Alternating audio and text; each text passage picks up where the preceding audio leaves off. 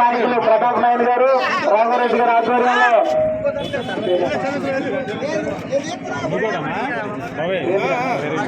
మరి బసవయ్య గారు, రాజు గారు, సర్వేశ్వర గారు, మరి వైఎస్ఆర్ కాంగ్రెస్ పార్టీలో జాయిన్ అవడం జరుగుతుంది. ఒకసారి మీరు ముందుకు రండి, ముందుకు రండి.